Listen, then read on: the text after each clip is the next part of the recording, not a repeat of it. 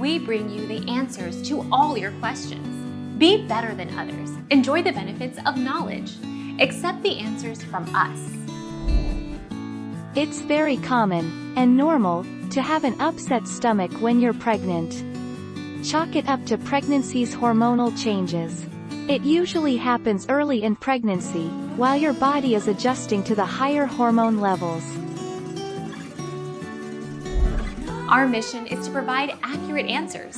We think without knowledge, it is impossible to live a balanced life. Be competent, be skillful.